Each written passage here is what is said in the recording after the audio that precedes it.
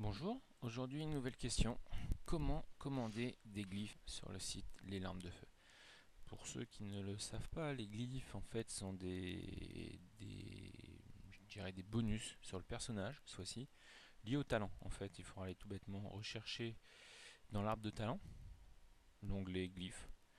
Et là, vous voyez, ce personnage par exemple, je n'y ai mis aucune glyphe, ben, c'est normal, il n'en connaît pas.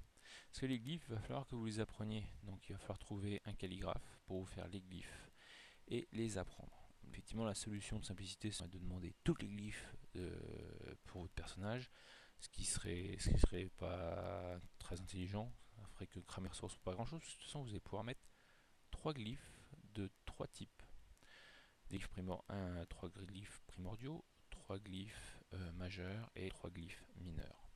Donc, encore une fois, vous allez aller sur le site, vous allez vérifier que vous êtes bien authentifié pour avoir toutes les options du site. Vous allez aller dans la recherche. Cette fois-ci, vous allez utiliser la recherche des glyphes par classe de personnage. J'ai affaire à un guerrier, je vais chercher pour un guerrier. Et je vais lancer la recherche.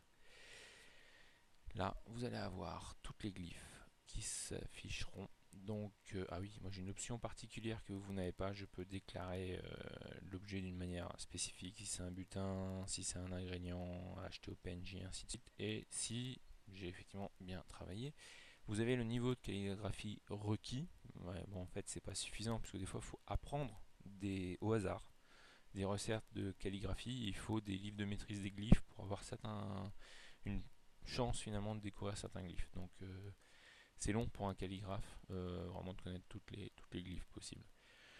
Donc là, encore une fois, il vous suffira de faire commander ce glyphe ou alors de tomber sur quelque chose qui a été déclaré. Bon là, effectivement, j'ai déclaré sur un de mes personnages. Peut-être que quelqu'un d'autre a déclaré un glyphe. Non, c'est pas le cas. Voilà. Donc de là, vous allez choisir vos trois glyphes. Donc à chaque fois, c'est rappelé hein, le type de glyphe. Hein. Là, j'ai sous les yeux un glyphe majeur. Voilà. Pour la personne qui va répondre à la demande, encore une fois, il va cliquer sur les needs. Et là, s'il a déclaré sur le personnage sur le site un calligraphe, il va voir la demande s'afficher. Si vous n'avez pas déclaré de calligraphe, la demande ne s'affichera pas. Voilà, pour les glyphes, rien de bien compliqué, encore une fois. N'oubliez pas de les positionner. Bon, c'est pas forcément des fois des super bonus de fou, mais c'est un petit plus, c'est comme tout. Vaut mieux l'avoir quand on part en raid, voilà, ça peut épauler, ça peut aider le groupe.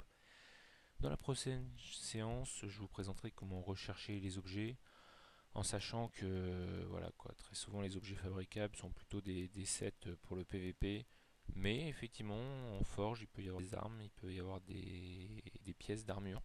Très souvent ce qui se fabrique en fait en forge, c'est la ceinture et c'est le plastron. La ceinture représente peu d'intérêt depuis la sortie des terres de feu. Par contre, le plastron, ça peut être une bonne chose, surtout pour un tank, un DPS, d'avoir un plastron correct, c'est un plus. Voilà, à une prochaine fois, bon jeu à vous.